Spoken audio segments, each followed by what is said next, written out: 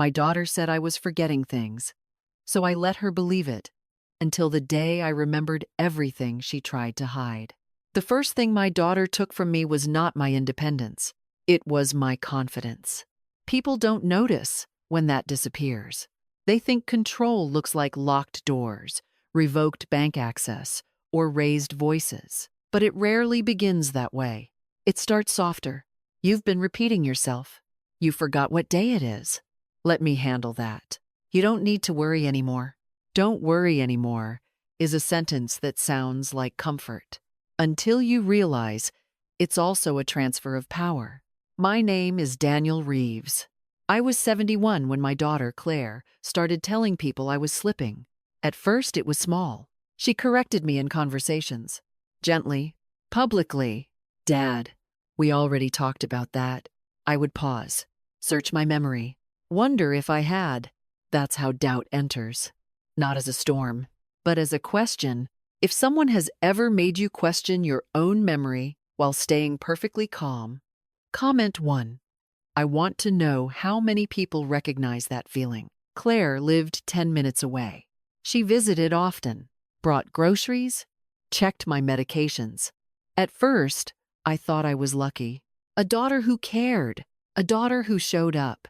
That's how these things begin, with gratitude. Then came the adjustments. She reorganized my kitchen. More efficient this way. To this. She labeled my drawers, so you don't get confused. She installed reminders on my phone, which she had set up, which she had access to. I told myself it was helpful, because the alternative that I was being slowly rewritten felt unreasonable, and reasonable men do not accuse their daughters of quiet takeovers. The first real shift came at the bank. We were sitting across from a young man in a blue tie who smiled too often. Claire did most of the talking. It's just for convenience, she said. In case anything happens. That phrase again. In case anything happens. Nothing had happened, but something was being prepared. I signed the papers, because saying no would have required an explanation I didn't yet have. Over the next few weeks, I began noticing something strange. People started speaking to me differently, slower, simpler, like I was already halfway gone. The pharmacist, the neighbor, even my own doctor, especially my own doctor. Memory lapses are common at your age, he said. Common. Such a comfortable word when you want to avoid specifics. I asked him, what exactly have I forgotten? He smiled. Little things. Little things. The most dangerous category. Because it cannot be measured, only suggested. By the second month, Claire had started managing my schedule. Appointments appeared. Conversations were referenced that I did not remember having. And every time I questioned something, she tilted her head slightly and softened her voice. Dad, we talked about this.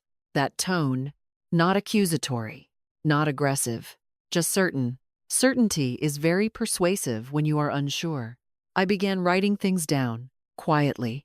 Times, dates, conversations, not because I distrusted her, but because I wanted proof for myself.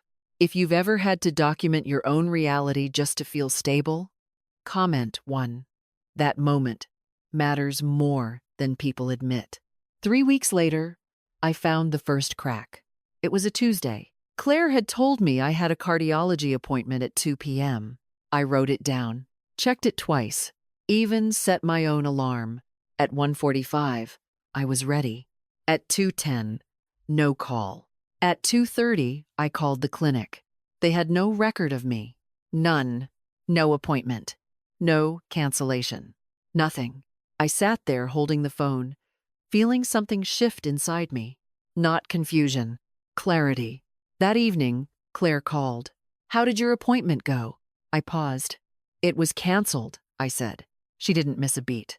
Oh, right. I told you that this morning. No, she hadn't. And for the first time, I didn't question myself. I questioned her. The next day, I went to the bank alone. The same young man in the blue tie looked surprised. Mr. Reeves, he said. Your daughter usually handles. I'd like a full statement, I said. He hesitated, then printed it. I took it home, sat at my kitchen table, and read it slowly, very slowly, because truth, when it finally appears, deserves patience.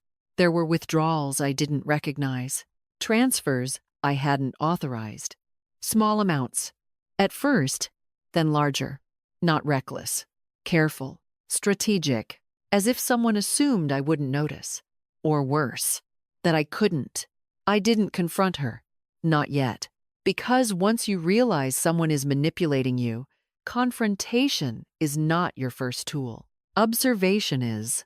For the next week, I let Claire believe nothing had changed. I forgot things. On purpose, I asked the same questions twice. I nodded when corrected. I became exactly what she had been describing. Fragile, confused, easier to manage. And she relaxed. That was the mistake. If you're still reading, comment 1. This is the part where pretending becomes strategy. On Friday, she brought documents. Just some updates, she said. Routine, always routine. She placed them in front of me, pointed where to sign. I adjusted my glasses, took my time, because rushing is for people who don't understand the stakes.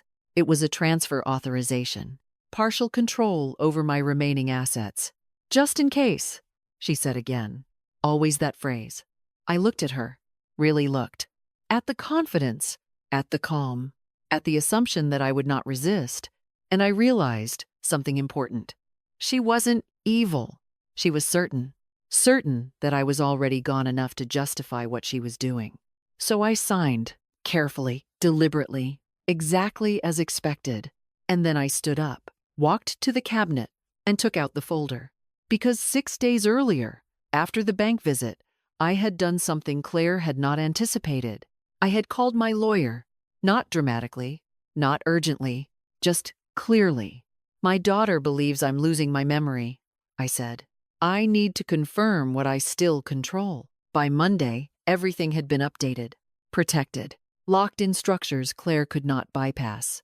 Not without me, and not without proof. I returned to the table, placed the folder in front of her, and slid it across. What's this? She asked.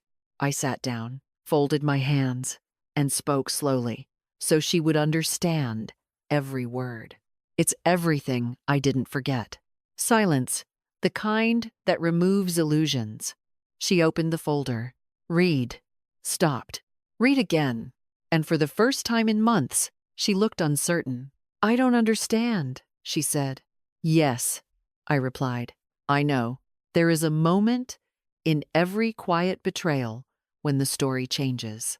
Not loudly, not violently, but completely. Claire started to speak, then stopped. Because explanations require control, and she no longer had it. I was trying to help, she said finally. I nodded. I believe you thought that. That sentence matters, because intention does not erase impact, and love does not excuse control. We didn't resolve everything that day. Real life doesn't work that way.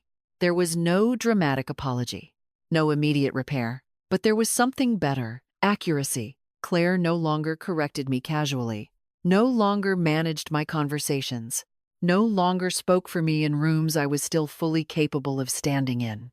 We rebuilt, slowly, carefully, with boundaries, with documentation, with a level of honesty neither of us had practiced before.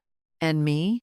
I started trusting my memory again, not because it was perfect, but because it was mine. Sometimes, late in the afternoon, I sit by the window and think about how easily this could have gone differently, how close I came to believing the version of myself someone else was describing.